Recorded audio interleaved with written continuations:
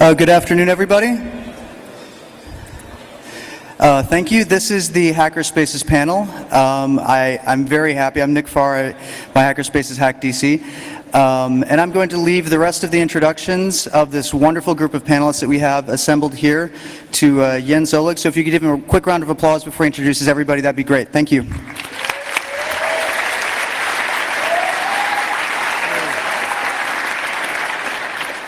So yeah, it's a bit crowded up here, but we have collected some people from all over the world for a big panel on hackerspaces, that is physical places where hackers make things. And right next to me, I'll introduce the panelists next. Right next to me is Bree Pettis, representing New York City Resistor, a hackerspace in Brooklyn, New York City. And next to him is Nick Farr from Washington, D.C., representing HackDC, but he also has some stories to share about what was before hackerspace movement in the US. Then there is Esther Schneeweiss, or Astera, from hackerspaces.org and representing also the Meta Lab. Next to her is Philippe Langlois,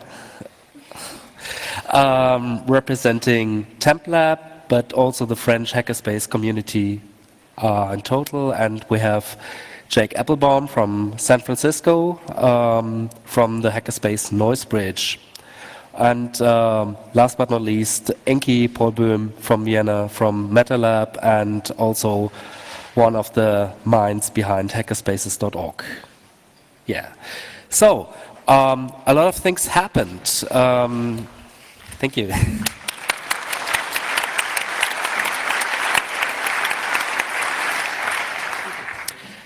So yesterday I got the chance to speak to some of the panelists.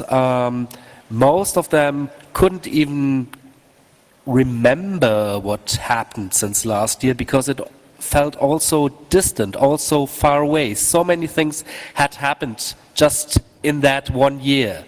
And I think it's safe to say that, yeah, things in the area of building collaborative spaces for hackers changed a lot just in the last 12 months. It was only at the camp in 2007 that some of the panelists got the inspiration for actually building a hackerspace, and that the whole movement got some momentum. And well, now look, we can barely fit all the people involved on this at this table. Maybe we should start with Nick Farr and giving us the backstory of what inspired some of the panelists.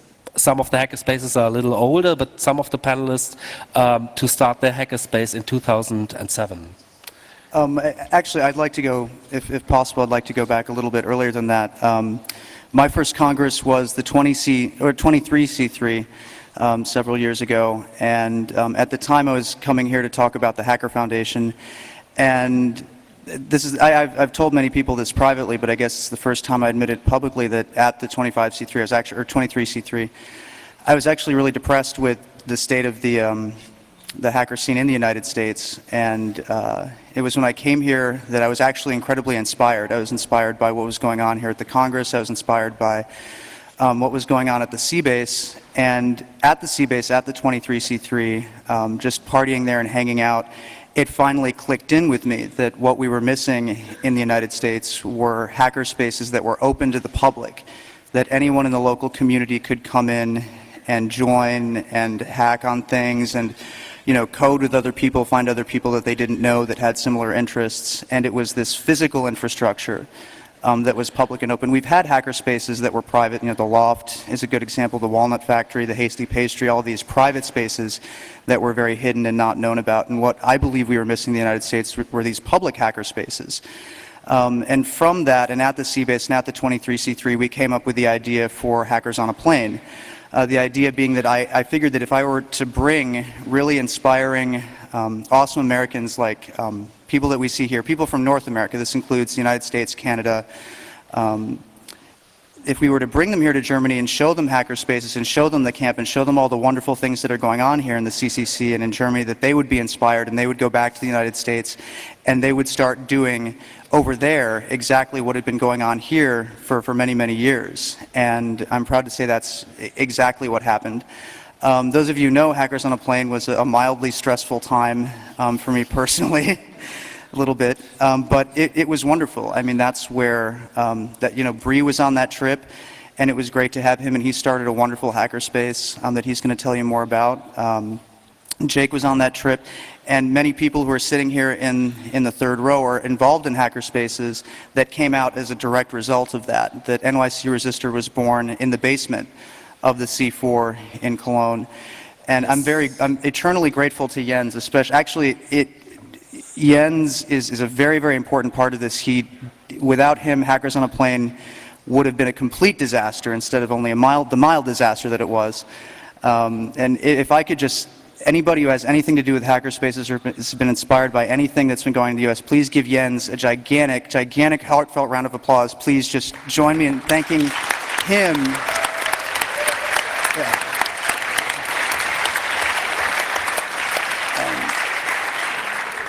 At the C4, he came up with this speech, which many of you have seen and has been given here at the Congress. It's been given at Hope. It's been given many other times in many private places. It's been posted very thoroughly. These hackerspace design patterns that he came up with are the fundamental building blocks of many of the hackerspaces that you see sprouting up in the United States right now. And so is that where you wanted me to finish about? Well, you mentioned NYC Resistor, and I think if we move in the timeline of what happened after that summer and after that tour that you took Americans on visiting hackerspaces, I think the C-Base was in it and MetaLab in Vienna, other hackerspaces in other parts of Germany. And I think the first hackerspace that actually came out of that inspiration was NYC Resistor. So I will let Bree talk briefly about that. When there was this idea, I was sitting around, before I lived in New York, I lived in Seattle and would spend a lot of my times at Hackerbot Labs, which is a space in Seattle. And I was sitting around and they were like, hey, you should go on this Hackers on a Plane tour. And then as soon as I signed up, they were like, you just paid $1,337 to the Hacker Foundation. Ha ha ha ha ha. And I was like, okay, well, we'll see what happens. And we went and it was really magical. And then after 2 weeks of going to the camp, being completely dazzled, overdosing on Club Mate, and traveling around, and then we went to MetaLab, we went to C4, Entropia, Das Labor, which is filled with hard hacking goodness, and all these other. We did as much as we could in like 2 weeks, and finally we ended up at C4, and I was talking to George, and he was like, "Yeah, I'm from New York." We realized after spending 2 weeks with each other that we were basically from the same place, and we just kind of decided, okay, well, what if we did this? And we started. Like 4 hours later, we brute forced the name NYC Resistor because it was available, and then we just started meeting every week, every Tuesday, and it started out with 3 people, and it was like 3 people for like 4 weeks, and then we just started scheming up how to make it bigger, made up this idea of the microcontroller study group to kind of like find people who are of the same like kind of mind, who are into it, and then the right people just got involved, and we just kept going. And it was one of those things that once 4 people decided that it was going to exist, it was like there was no stopping it. And at this point, I'm pretty sure it's just going to keep going no matter what any one of us has to do. Yeah, and from that on, hackerspaces just like mushroomed. Next was HackDC, and then later there was something in San Francisco, and we will get to that later definitely. But as you know, it's the same in the computer world as in social phenomena. There's really nothing new in the world. Whatever you try, there is always someone who has thought of it before. And I think one of the biggest inspirations and in putting a lot of thought in how to build a hackerspace in a sustainable way was Enki, and he kind of built a model hackerspace with MetaLab in Vienna. So maybe you can just briefly say a few words about the thoughts you gave in building the MetaLab. Yeah, so I think I'll go a little bit back because some of the people here have never been to a hackerspace. So the idea of MetaLab was that Vienna had a lot of people doing really awesome things with hardware and software, and they barely met. They met at the Congress, some of them, some met at some user groups or online in forums, but there was no place where you could meet, where you could work on projects, and where you just could get a feel for what's happening in your city, conceive new ideas, start working, buy expensive hardware, and all the tools you need to do stuff, to really create things, to make things, to change things. And so our idea was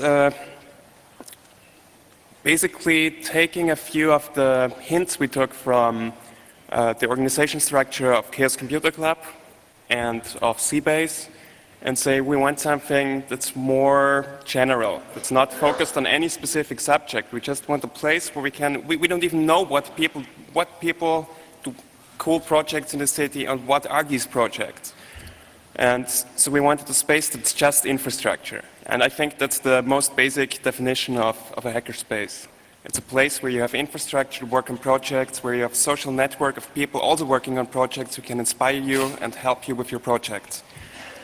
And for us, this process started 4 years ago when we were meeting at, actually 2 people back then were meeting at a local civil liberties union called Quintessence. We were hanging out there, and they were so focused on their projects, and we like to participate in those projects, but we just found out we have other interests that don't fit into the specific mold of this organization. We need a more general organization that just provides space. And after a while, we talked to people within the city, we organized events, and we kind of figured out the key essence to make this happen. It's just to get enough people excited about the thing, make a list, let people write their name on it and say, I'm paying 20 euros a month, and if 40 people do this, we can afford a really cool space. And yeah, that's how MetaLab started. And I think the most important lessons we learned there were, don't let the state of your city discourage you. Vienna was a very bleak place for net culture and hacker culture. Very few people knew each other, but things were definitely happening. But now we are one of the largest, probably the largest hackerspace that got founded in the last 5 years, with over 130 paying members and 300 to 400 people around it. We've got a really nice space directly next to the city hall, and all this happened because it was a bleak space, because people were energetic, they wanted change in the city. And the other lesson we learned is, don't be scared. If you don't think you can finance it, try it. Just go to people, say, if we find enough people, will you pay? Sign your name here. Only if we find enough people. Don't solve problems that don't exist. Just focus on building energy, meeting people, getting things done. Yeah, that's really one point that is important to remember. People will always tell you, but in my city it's different. We have different problems, and everyone will tell you that, you know, because every city is different, but it's basically just the same problems. So one of the things that got their inspiration almost directly from MetaLab was, I think, the French hackerspace movement. And Phil even went the extra mile, and last summer, I think, he organized a hackerspace fest in Paris, and I'm still very angry at myself that I couldn't make it there, but I've heard it was a really great conference. So could you please tell me what happened there? Okay, so just to make the connection with MetaLab, for us, two very big examples for the Temp Lab were Seabase and MetaLab, and basically the people just said, oh, how to get all the people together, because we can't really meet all the people each Thursday when we meet. That's a ritual. Each Thursday, everybody get together. So we said, let's make a party, and because people like to party. And then the goal of it was just to mix hacking and arts and performances on a one-week session with two-day conferences. So these two-day conferences first were regular hacker conferences style, a bit like HIP or all the more expensive conferences. I would say with a different bias, giving it a more colored atmosphere. Yeah. Trying to get some people who wouldn't fit usually in security conference and try to, well, you know, to get into the social changing capability and effect that hacking has on our daily life. And then to go towards some more pleasing things like workshops and performances. And what we had was a great mix, actually such a mix that I think we won't be able to do it again like it was. Crazy things happen. We even have some kinkiness creeping hacker scene, and usually that doesn't mix. So that was quite funky, yeah, funny and funky. So the thing is, it's quite an experience to live, and the goal of the Temp Lab is exactly what is in the name. It's to create something that you'll be proud to live and to change society with, and you'll be part of it, and not try to find a new golden seat where people stay and creep into some new cathedral. Our goal is to clone the bazaar. Our goal is to show to people that anybody with very few space can run a hackerspace and with no organization at all. Create a hackerspace fest, which was, to me, a great success. 200 people, it's small, but it was just so much fun, so much sharing, and so much new connection. Practical work, I say nothing during Hackerspace Fest. That was no great invention. But the thing is, we created many sparks in the eyes of so many people that got the idea to, hey, let's make a hackerspace. And we see hackerspaces popping up in Brussels, in Montreal, everywhere. That's the goal of it, to share the fun, share the passion, and even with our broken English, try to communicate with people. So basically, that was it. Well, yeah, the language of the internet is broken English, right? So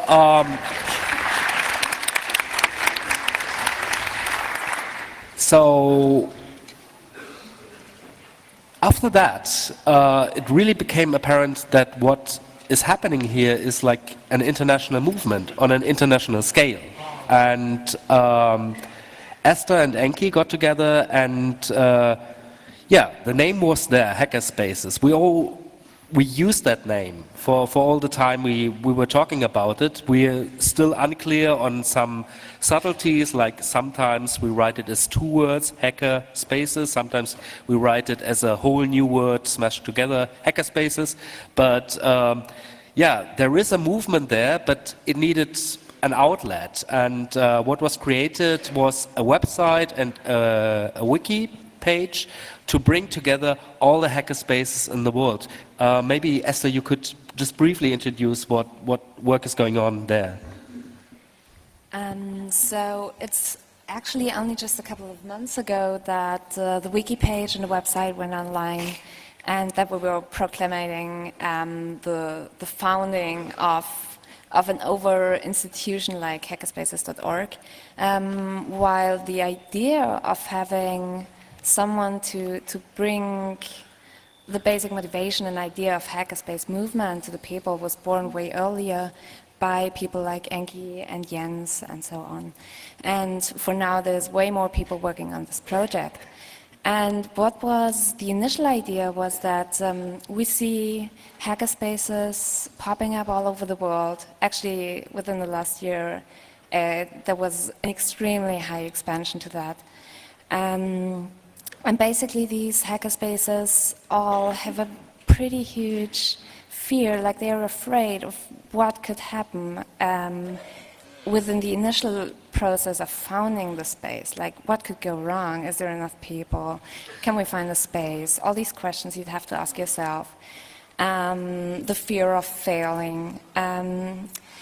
But basically, these are all questions that have already been answered. These are all challenges that have already been faced by other hackerspaces.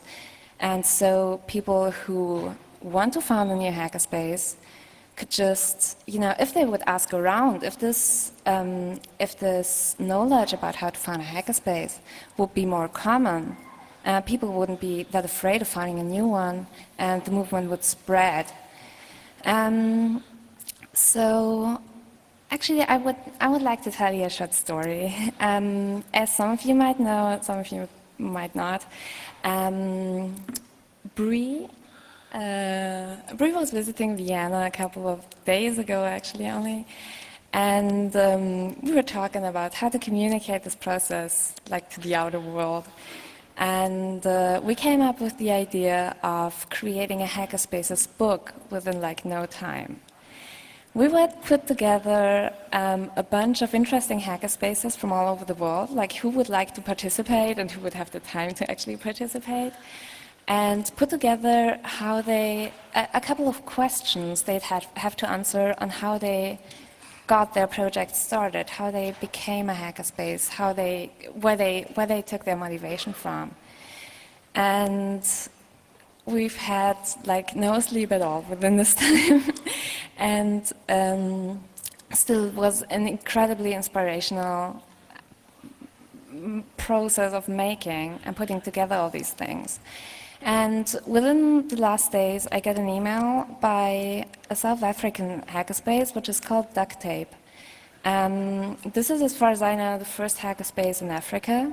They didn't yet have a space, but they're actively looking for some. And what they were writing to us was, well, we have that wiki page with a list of all hackerspaces, and we could see we have a map on there that shows where are a lot of hackerspaces or where aren't any. And since I saw one popping up in Africa only recently, I wanted to be that one specifically in the book. And I wrote them an email, and they got back to me saying, actually, they didn't yet find a space, and they were afraid, and they didn't know what to do. And I was like, well, then you're practically, you still know those questions you have in your head that make this feeling of fear, and you should just send in something, and we'll put it in the appendix. And what they sent in was a link to a blog post one of the three founders of Duct Tape made in August, I think, no, July, end of July, which was right after The Last Hope. And at The Last Hope, we had a Hackerspace panel, which was hosted by Nick Farr. And of course, it was recorded, and recording spread, and you could download them or buy the DVD or whatever. So that founder of Duct Tape got hold of a copy of that talk and watched it and was like, oh my God, Hackerspace, this is what I always wanted to do. Like, this is what I always wanted to create. And although he had felt the urge of doing open source projects or other projects in a team together with other people before, he had never before heard of the idea of hackerspaces or the term itself. So he got inspired by this panel talk so much that he put out this blog post and was asking for people to get back to him and say if they were interested in creating a hackerspace. And by now they are a group of 12 people, still expanding. And only just within the last 4 days that I got back to him saying that I was very, I don't know, I was so happy to hear this. They were happy to get this feedback, also from hackerspaces.org, and they were looking into legal structures and spaces, and got put a huge effort in all this and got a few steps further. Yeah.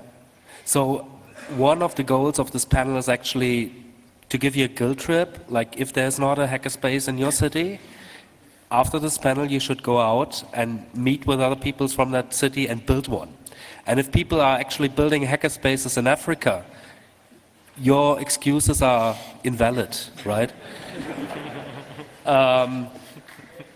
But people will tell you about bootstrapping being the hardest part of building a hackerspace, and one place that did the bootstrapping very thoroughly, so to say, is Noisebridge in San Francisco. And in my opinion, I know there's a lot of local rivalry going on, but if there should be one place in the world where there should be a hackerspace, then it's definitely San Francisco, with its closeness to Silicon Valley and its history of the counterculture and whatever. It's just the place for a hackerspace, but yet it didn't have one until September this year, right? So Jake, tell us the story of what took you so long with bootstrapping Noisebridge. Well, so, I mean, hackerspaces as a concept is kind of an interesting thing. I mean, I sort of have always considered the CCC sort of similar to the occult clubs of the late 19th century. It's like studying esoteric knowledge, just like really strange things, being interested in all sorts of facets of the world, basically. And Noisebridge is definitely not the only hackerspace in San Francisco. It's just, I guess, the one that's most closely identifying with hackerspaces. Like, there's the Flower Shop. There used to be a place called New Hack City. And one of the issues is that a lot of the people in the Bay Area have been pretty burnt out on some of the communal spaces that have existed there, because maybe their structure didn't work so well for the diverse population. And so we had to sort of bootstrap a community together, and that took a long time because we wanted to avoid the 4 people have a key, that this is their space thing that we perceived to be an issue. And so we sort of just had meetings about things we wanted to do, and then it's sort of like design pattern -1 or something, where it's like you have to first have a group of people, and then have all of those people have things that they're doing in common. So it's not just talking about things or meeting at a dorkbot and watching talks or giving talks, but actually making an effort to always get together. And it became a problem that we didn't have a space, which worked out quite well, because eventually when we really needed to solve that problem, it was solved. Someone actually went and found a space. And for a while we were talking about having a space club, which was maybe not the best club to be a part of. But it was great, because it meant that the only people that were really involved were people that were really dedicated to it. So, for a long time people said, oh, it's impossible to do such a thing, and we wouldn't have the money, wouldn't have the backing. The first day that we found a space, made a call for money, we raised $12,000 US, which wasn't bad. So we were basically in the black our very first month, and we still have 10 grand in the bank or something like that, paying our rent. And we came up with an organizational structure where the leaders have all of the responsibility they want to take and all of the liability that comes with it without any extra benefits. So if you're on the board of directors, like Mitch is a treasurer, and he takes care of all of that, he only gets the extra burden. He doesn't get anything else. And he does this because he really loves it, which creates this really interesting power vacuum, which is that a lot of people tried to be in a position where they could really direct the space. And there was, every time you try to climb the ladder, even if you bring your own ladder, you don't get anywhere, because you just end up having a bunch of liability, and if you don't work really hard, you hang yourself. And so it took a long time to get people that were interested in that, because this is a concept that I think is actually kind of foreign to a lot of Americans, sharing. And so on, I mean, it's something that, supposedly San Francisco embodies, but it was after the Summer of Love, you could get mugged in the Haight-Ashbury, so it's maybe kind of a rumor.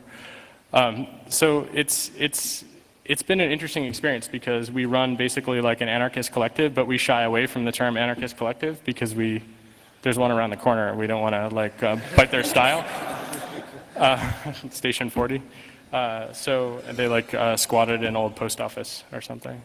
So it took us a long time, because we wanted to make sure that it wasn't one person or 10 people, but rather a community of people that really felt like it belonged to them. Like after a month, people stop asking if they can paint on the walls. And if they want to paint on the walls, they just do it. Or if they want to like build a new shower, they do it. Or build the dark room, they just do it.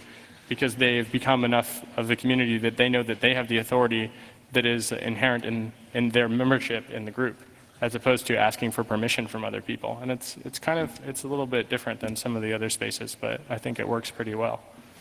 I think every space is kind of like different from the other spaces because all the spaces kind of find the structure that fits them. And I have seen two examples of what I think are both working structures in NYC Resistor and HackDC, and they are both completely the opposite of each other. So in terms of openness, how you select members of your groups, and how open the group is to new members. So I really don't want to comment on that because obviously both structures work, but I just want Bree and Nick to give an example of how you stress the openness or the closeness of your groups at NYC Resistor and HackDC.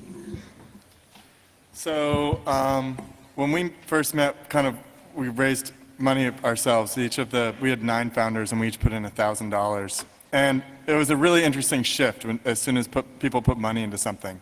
Before that moment, we were all like, a bunch of people were kind of like very cynical and like, I don't know.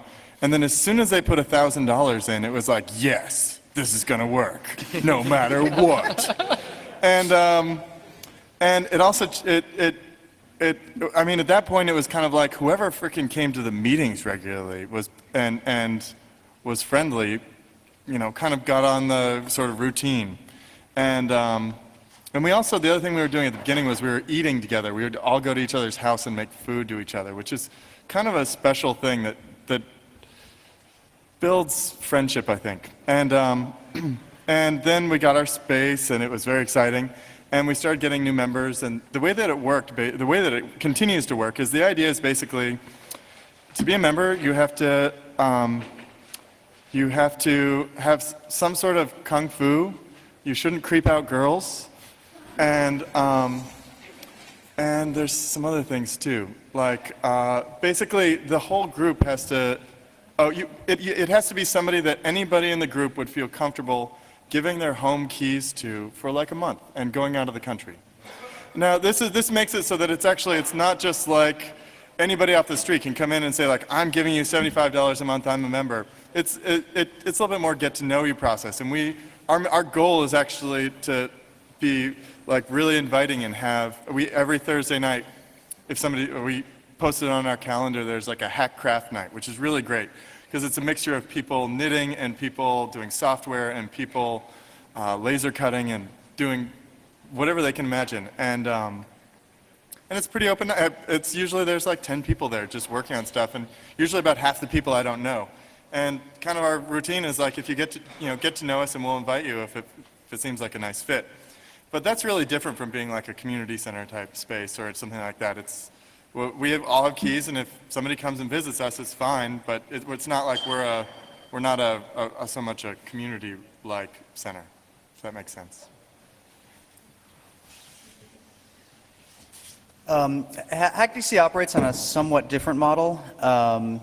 Anybody that wants to sign up to subscribe and pay dues, much like they do it here in Germany. On our website, you just click subscribe and start paying dues, and if the payment clears, you show up at a meeting, anybody can join HackDC. Our whole operating theory is that if you're willing to pay $600 a year to support something, that you're not going to do anything to bring harm to it. And so far, that theory, and for us, is proven correct. Now, I know Washington, D.C. is a fundamentally different place than New York. And all the people who are involved in HackDC right now, we have people, people who are 60 years old, we have people who are 16 years old. A couple of people have done a lot of really great work, have come in and spent many, many hours helping build shelves, helping organize, helping go through recycling computers and things like that. And the paying membership has agreed to, waive their dues and because of all that work that they're doing. And I like the fact that HackDC is an incredibly diverse group of hackers, and we all bring a little something to the table. I believe very, very strongly that hackerspaces should be open, that they should be places that anybody can come in and join and participate in. All of HackDC's events are public and free and open. Of course, there's some space availability issues. But I'm very, very strongly dedicated to the idea of openness because I think that's what was missing in the hackerspace scene before. And so far, it's been great. Actually, the tech community in Washington, D.C. is still shocked by this. When we announce events on our blog or when we Twitter about events, we realize now that we have to very, very strongly emphasize that these events are free and open to the public. They're not just for the members. And because of the way we're organized in the United States, as a District of Columbia nonprofit corporation, we have to stay open and connected very strongly with our community. A lot of the work that we're doing is directly for the benefit of the community. We're setting up a wireless network to help support the other community organizations in the facility that we're in. We do things like serve food to the homeless on Thanksgiving, and we try very strongly to, when we're thinking about our projects and working on different things, working on our code, working on our microcontrollers, taking things apart, we try to think what about the projects that we're doing are helping give hackers a good name and helping take back the term hacker in the United States. And that's our model, and that's what we've been successful and happy with. It's not always very happy and shiny. There are some people involved in my hackerspace who need some lessons on socialization, and that's fine. They're learning that, and that's really great. And it's not perfect, but I don't think it's even entirely a different model. I think just because there's that one little difference, there's nothing that there's nothing good or bad about it. Every hackerspace needs to be very responsive to the needs of the community that's come and formed around it. And our community that's formed at HackDC feels very strongly, as I do, about keeping the space open, about keeping membership open to everybody else. And that's just what we do. And you may find that that works well for you and your community. You may find that that doesn't work well for you and your community. And whatever works is what you should do.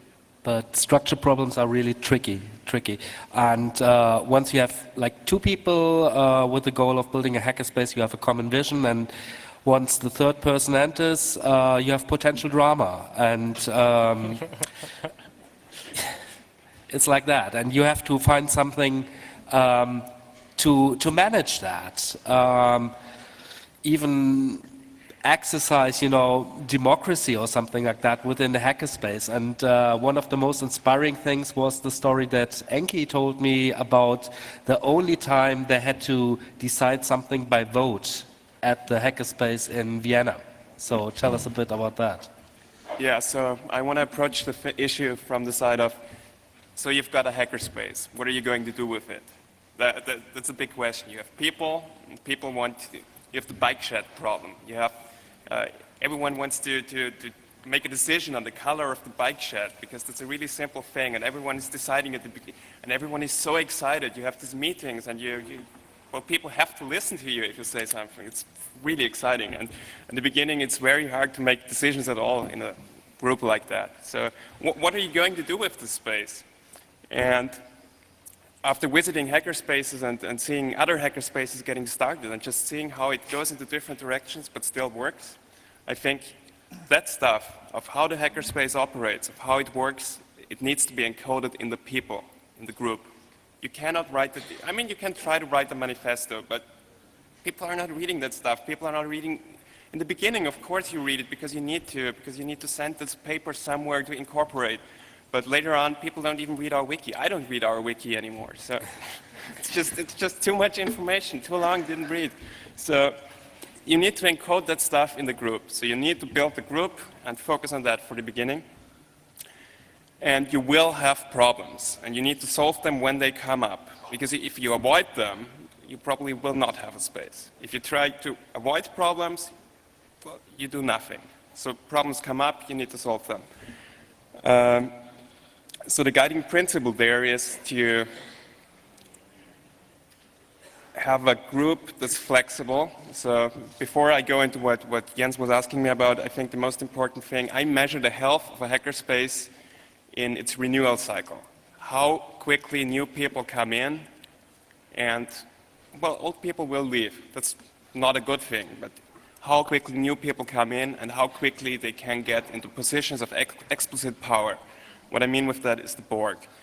You don't want people to be stuck in a position of power because it's not a good position. Actually, it's not a position of power. So let's redefine that. If you start at Hackerspace, part on day one with the idea that you're going to make decisions there. Your job is to moderate the process, talk to people what they want to do, and interpret what's the consensus. What should happen? How should we use the space?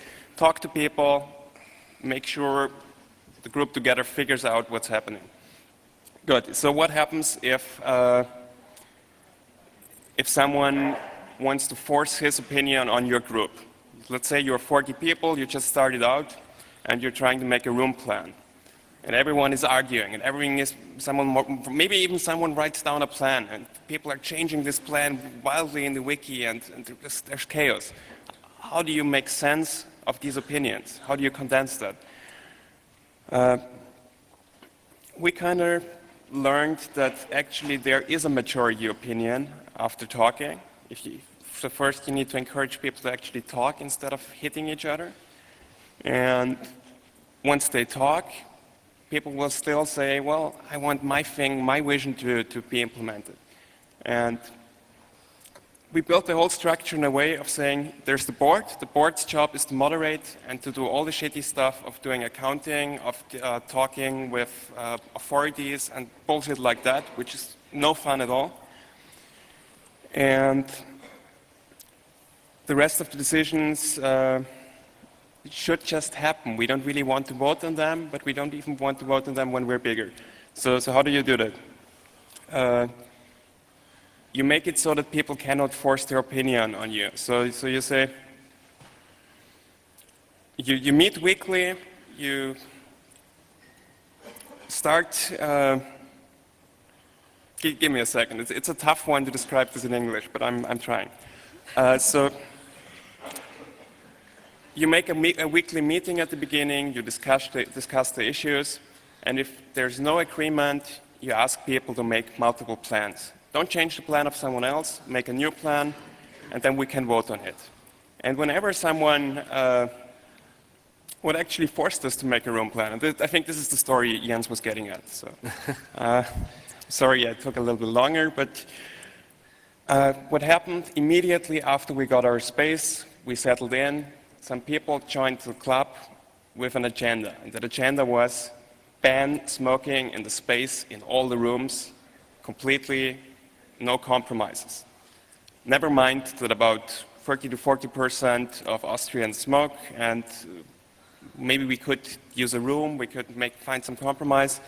And these people never showed up doing anything else except lobbying for non-smoking. They never showed up later, they just joined because it was their, well, holy goal. So instead of fighting with them, what we asked them to is make a room plan, make a suggestion. We're going to have 5, 6, 10 room plans, and we're going to have people vote on this. And we did a vote. People could sort, it's like in the DBM project. You don't just say, I want this choice, but you can sort the various options. I like this one best, this plan second best. We calculated the result, and the result was exactly what people expected, what seemed to be the consensus at first. And since then, we never had to vote on anything again, because it's pretty obvious. Everyone kind of knows what's the majority opinion. Everyone kind of knows what's okay. And you really got to be very stubborn to force a vote, because you're going to lose anyway. People are going to vote what they think is right. So there's no power there. The board can't make decisions. It's really easy to kick the board. 10% of the members can kick the board, and the board's only job is to moderate. So that's the structure you want. And you want to renew the board at least every 2 years, I think, because it's a very stressful job. Yeah. So yeah, the lesson learned here is favor consensus over majority rule, and always yield to the hands-on. And I think it would be nice to round up that panel with actually telling a story of what happens in hackerspaces, what people are actually hacking on. So I understand that we have a room after that. Nick, what room was it? It's C04, which I believe is on this side. So everyone who is inspired by this panel can come to that room and we can hang out and conspire. What I really want to close with is stories of success and failures in your hackerspaces. So everyone on the panel just give a short story of what is a great success and maybe a failure story in your hackerspace. Bree. It's it's interesting. One of the ways that things get done in our space is we do vote actually kind of a lot, but it's always it seems to be in favor. Kind of the way that things get done is by people proposing a plan and then everybody supports it, and we vote in binary. So somebody says, "I really want to do this," and everybody kind of around the room goes 1, 1, 1, 1, 1. And there's only been I don't even know what the examples are when it hasn't worked. Maybe somebody said 0 and brought up concern before something got forwarded. But the idea is like if somebody brings something up, they want something to happen and they've got a plan, it generally goes forward and gets lots of support.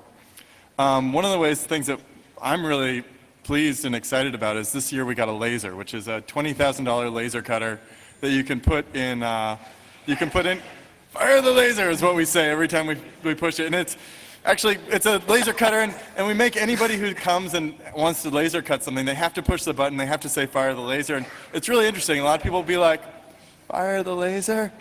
And then the rest of the people in the room will be like, that's not enthusiastic enough. And so we all end up sounding like pirates. The way we did it was interesting. We had a little committee. We had the laser guidance committee, which met and came up with this plan. We had this plan that was very very maybe communistic. We were all going to put in the number of members, the cost of the laser divided by the number of members and by the laser, and then we would have it, and everybody could use it free of charge, and it would be ours, and it would be endless fun.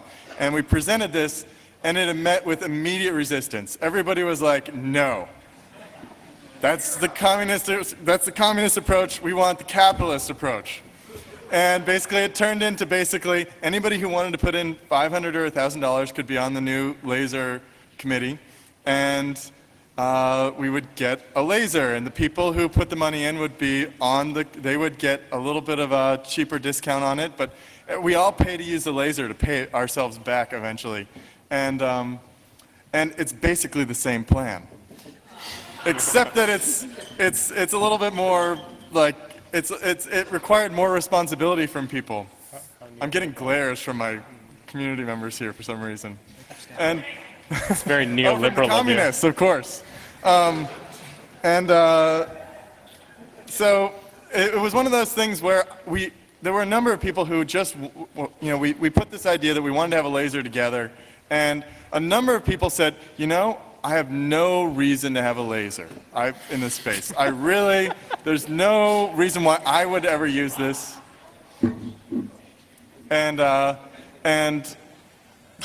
course, but they also said, there's no reason I want this, but there's so many people interested in it, I'm willing to lay down some money just because I'm curious what's going to happen. And it's turned out really well. It's really fun. Literally, when you get a laser, it's 12 inches by 24 inches, and everything you see gets divided into things that will fit in the laser and what won't.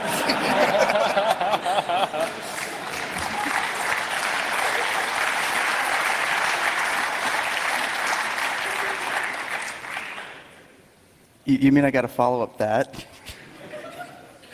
I think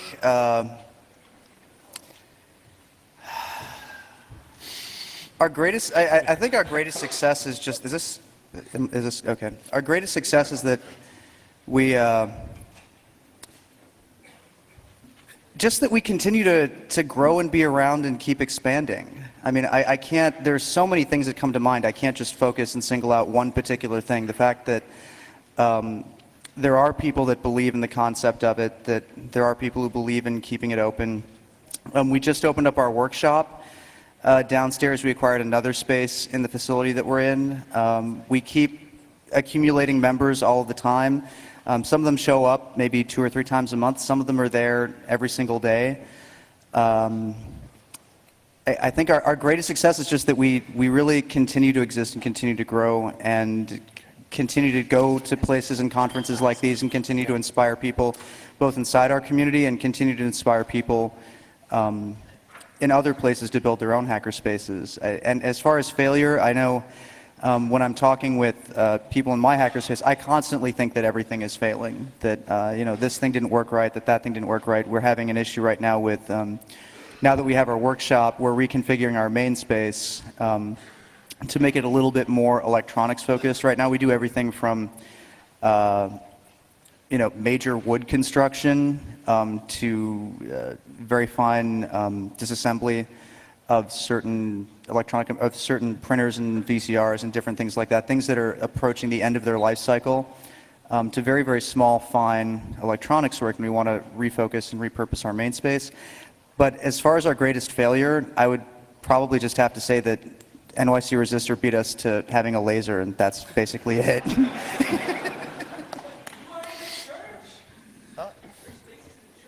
Oh, okay, no, actually, you're right. That was our greatest. That actually is an issue that now came up. I got an email about that.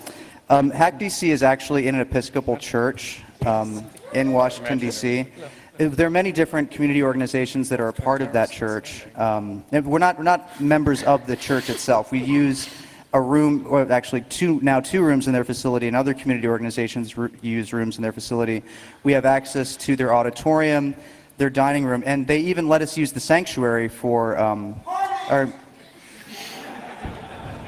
yes, actually they let us use the sanctuary for parties. And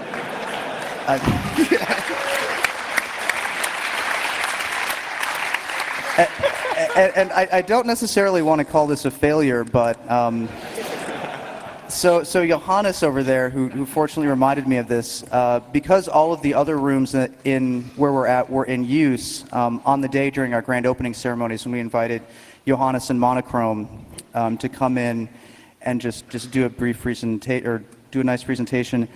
I told Johannes, look, we're going to be in the sanctuary. It's a big room. It's also the church where they have their religious ceremonies and mass and things like that. It freaked me out. And so he said, oh, that sounds good. And I could tell over email that he was a little bit too excited about that. And so I'm sitting there, I'm enjoying his presentation, Kiki and Boo Boo and all of that. I love Kiki and Boo Boo, by the way.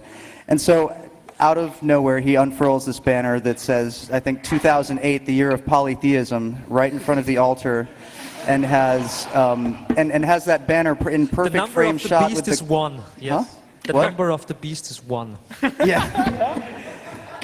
And so actually it was just a couple of days ago, I was in Germany and I got an email from the church coordinator who found the pictures of that ceremony on the internet, and he was like, yeah, Nick, what was up with this? And I was like,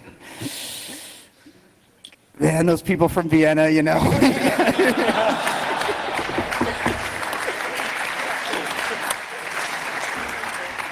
but it was okay. Maybe we could go a bit quicker because we're running out of time. So I think our biggest success, and that may sound silly, but was to open, actually, the TempLab hackerspace. Because as you may not know now, French Interior Ministry started a fake Chaos Computer Club, the CCCF, the Chaos Computer Club of France, 15 years ago, or 15 years ago. And this was a sting operation from the counter-terrorism. We were already in the spot at that time, imagine. So the thing is, these people made a lot of harm to France community. Because as you know, hacking groups and hacking community are like little island, volcanic island, creating themselves, emerging, and then starting to appear and to go to very interesting high levels. So by doing that, the whole notion of community in France was destroyed. Also, the problem was a confidence problem was created, a trust problem between all the international community of hackers and whatever would happen in France. Because I must make an homage or pay respect to Stéphane Vernery, who was also jailed by French services for 6 months. He was one of the very active chaos member in the 1980s, and because French services didn't understand anything, he got jailed. So this was the legacy we had to deal with, and actually it's a bit serious and not very pleasing success, but that's something to be reminded. The biggest success that we had and we've done is changing in people's mind the image of a hacker who is supposedly a criminal, a guy who is not responsible, into someone who does creative things with technology. And that is, I think, our biggest success.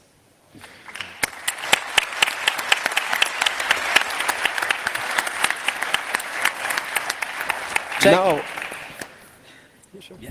Jake? So, a success story from Noisebridge. should I say failure? Oh, if you Because failure, we just have only failures. It's chaos. So here is the Chaos Computer Club, but what we do in TempLab is, oh, what about an organization? Yeah, we don't want to make a startup, we don't want to build a cathedral, we don't want this, and it's complete chaos. People come in, do things, and we never succeeded to fix the tidying up. So there's crap everywhere. And we keep on saying, hey, why do I have to deal with someone else's crap? So one thing that Mitch told me that was great is that you have to be excellent to someone. That's what you do in Noisebridge. Well, in TempLab, it's completely chaos, quite the opposite. It's you have to have very tight relationship in TempLab because otherwise you wouldn't bear the quantity of crap that we have to bear and put up with. We had to deal with rats. We had to deal with a chemical factory producing fumes that are very bad for your health. Actually, it's Sanofi Aventis, and these people are following the pharmaceutical mantra, which is very interesting. Make people die locally so that you can cure globally. And we keep on getting this. So failures and failures.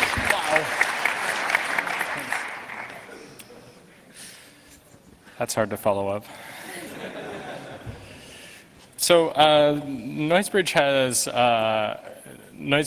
tried to follow the hackerspace design patterns pretty well, I think almost to the letter in some regards. We don't have people that live there. I mean, we did find some people who live there, but they left because we asked them to. They were kind of members, sort of.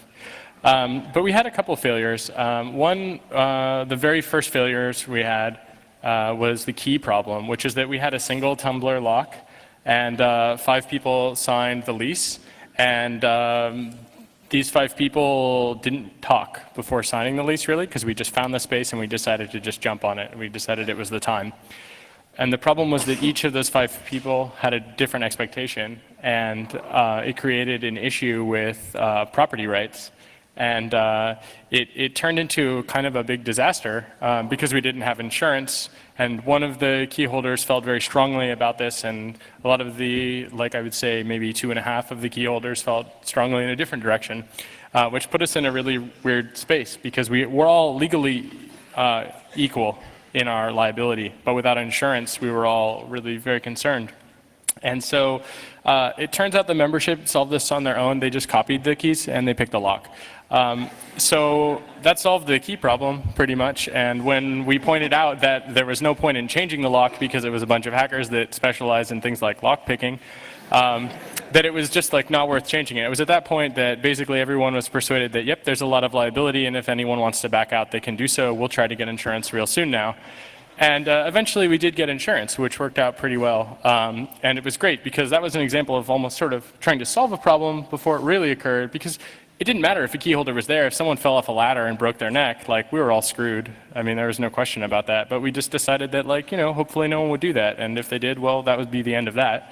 And we'd start a new organization, No Neck Breaking Bridge or something.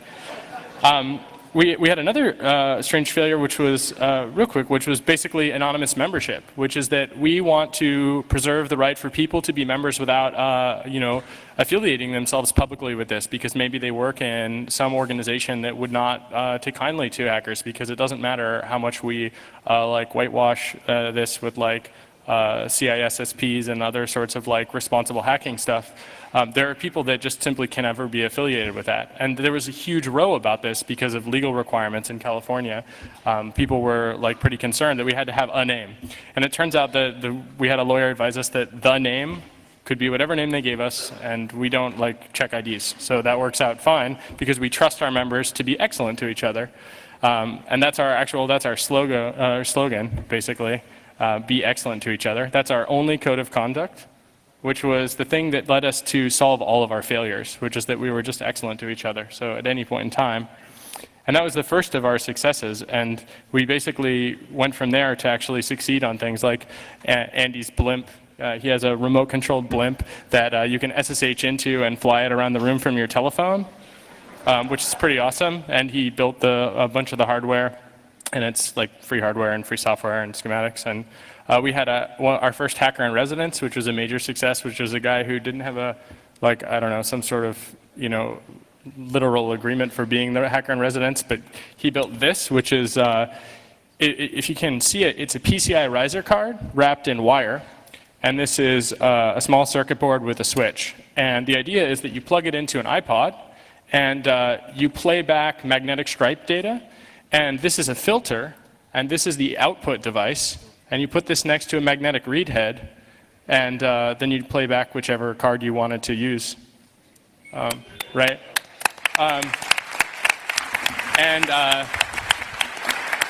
We basically wanted to make ourselves sort of non-academic, non-commercial research in some regard, and this has worked out pretty well. So all of our equipment is donated with no strings attached, which means there's no drama. When our drill press came in, it was great because the guy that brought it, he said, I love this, I have it at my house, and people didn't use it, at my house, so I'll bring it here and it doesn't matter what happens to it. And so it's great because we even lift the burden from other people when they have these things that are just too much for them at their own home, and then they bring it in and get to train people, and it empowers them to be teachers. And so they've really enjoyed that. And I think that that's probably the best success of all, is that each person that's become a member has been really empowered by this. So.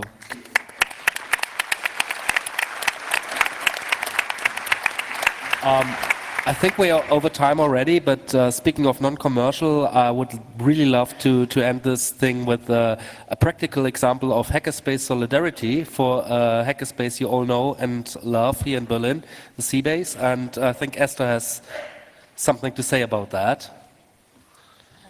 Yes, actually I do. So since the hackerspaces.org thing is all about community actually and helping other people out, the C-Base got a huge power bill looming actually, and we helped out in terms of we collected fancy, geeky, weird collectibles from hackerspaces all around, and we're putting them together, and we'll be hosting an event on the 29th at the C-Base. Where we're going to auction off all these things, and I'm not going to say what it is because it's some kind of surprise.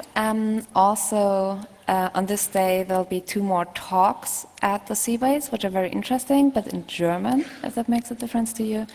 And there'll be a food hacking workshop by Mark Powell, which he also donates to this Power to the People event itself. And I think we have 2 tickets left for that. So, December 29th, show your hackerspace solidarity, unite, multiply, what was it?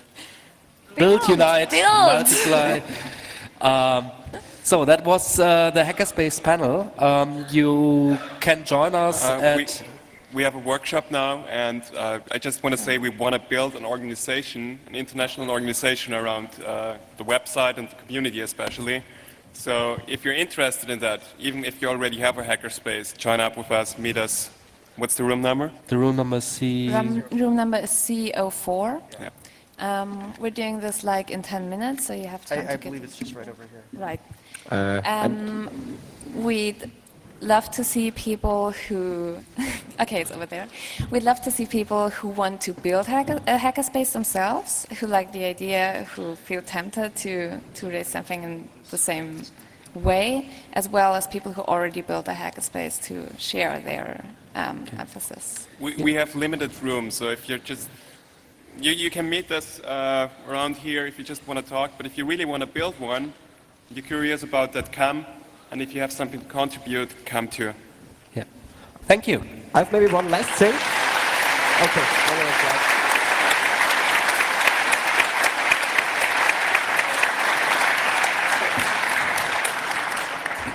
Well. Oh, it's okay. Maybe it wasn't.